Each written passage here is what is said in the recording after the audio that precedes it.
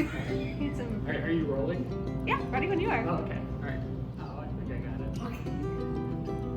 I just. This is what he was doing. Like I was.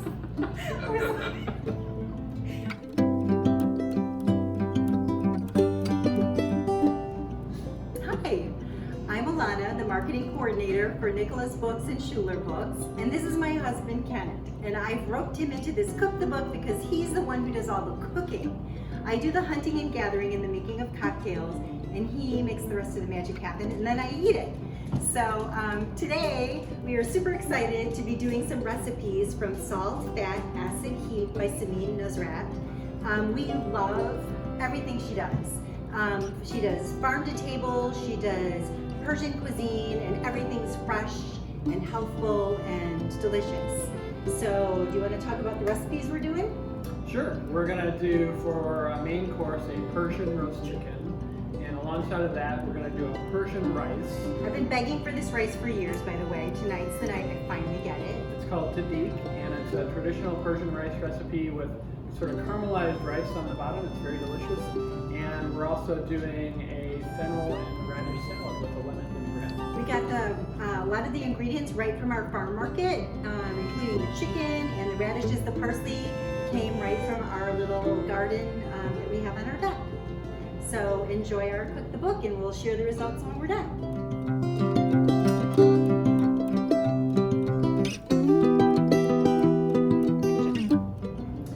Okay, for this radish and fennel salad, we've got our fennel, which has been sliced thin, radishes sliced thin. We've got some parsley leaf, about a cup's worth. I've got some fennel fronds to use for garnish as well, and then some shaved Parmesan cheese.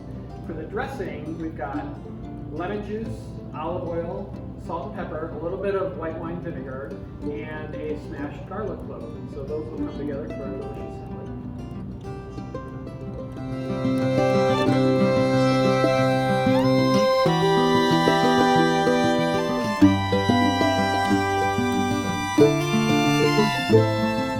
For our Persian rice recipe, we have 2 cups of basmati rice. We have a half a cup of kosher salt. We have 2 tablespoons of plain yogurt and 3 tablespoons of butter. We'll add our rice to our boiling water, and then we'll saute it in a pan after that to get it nice and caramelized. For the Persian roast chicken recipe, we marinated our whole chicken overnight in a mixture of plain yogurt, saffron infusion, and lemon zest and salt. And so we've had it sitting out for an hour before we put it in the oven. And the next step is to basically just put it in the pan and we'll roast it for about an hour. Roast your chicken, there's a little bit of prep to do. So first I'm going to remove the wing tips from the chicken, like so.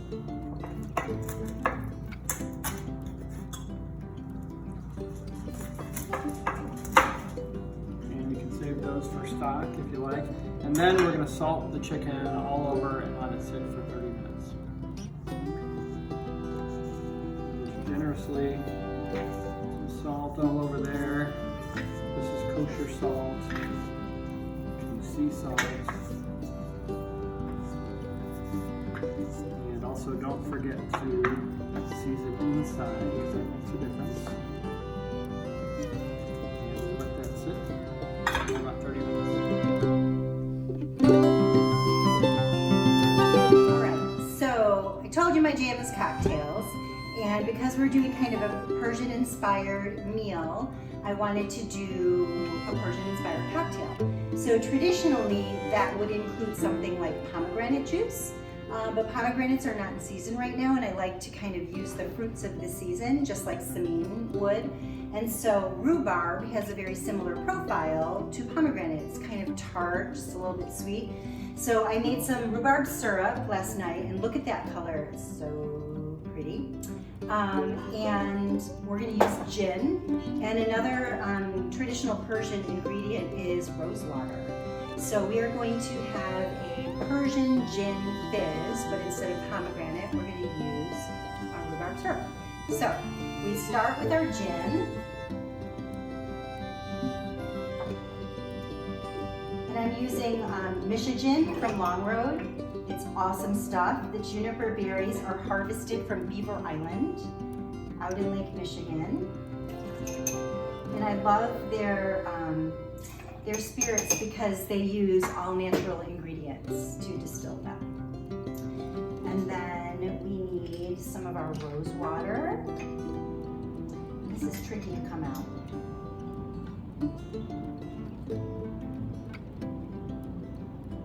And you don't want to go too crazy with the rose water because then it kind of can taste like soap sometimes, and nobody wants to drink soap. That's true of like if you're working with lavender or anything floral.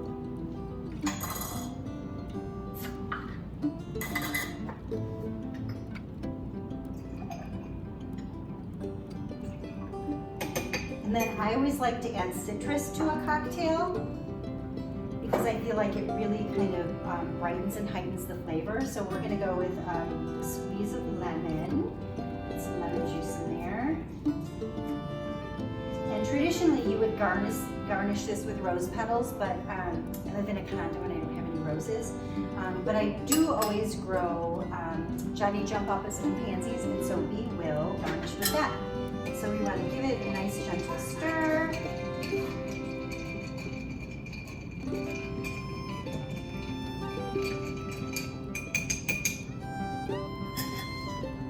And then strain it into tumblers with ice.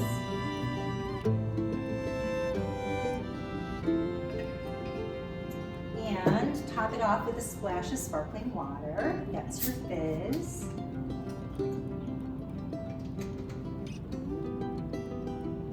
Here's our pretty little garnish.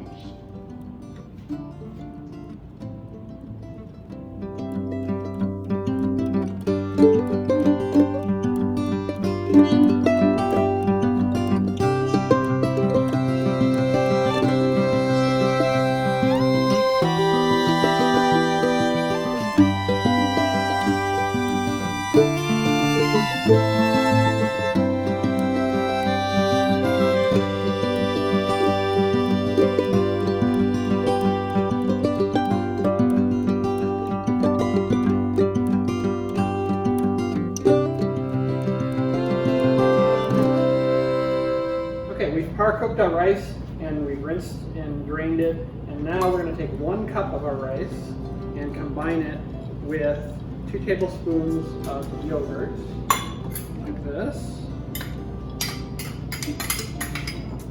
Mix that together.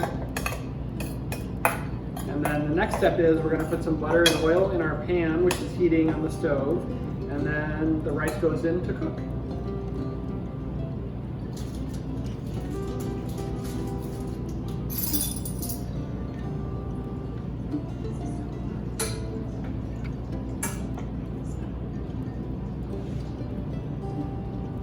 Go. Let that melt, and then we put the yogurt rice in first because that's going to create a nice crust on the bottom of the rice while the rice on the top steams.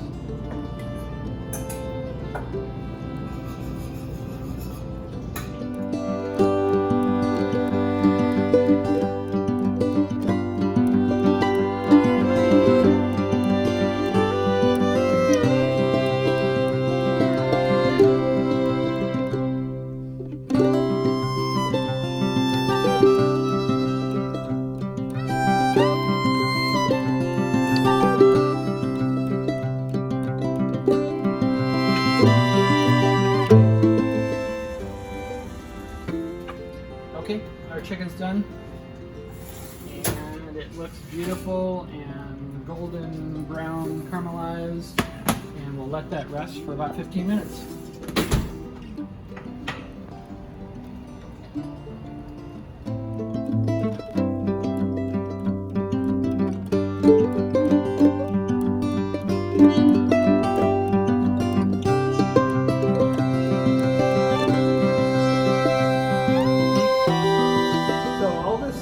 From salt, fat, acetate really turned out great, and especially this chicken, it looks beautiful and smells good. One of the things I love about this recipe is that it incorporates all 4 elements of salt, fat, acid, and heat into the recipe. You've got the chicken, which is salted the night before, and then marinated in a yogurt marinade, which the yogurt brings the fat and the acid, which helps moisturize and helps tenderize the meat as well. And then it's cooked at a relatively high heat to get this great kind of brown, golden brown color. So it looks great, and I can't wait to dig in.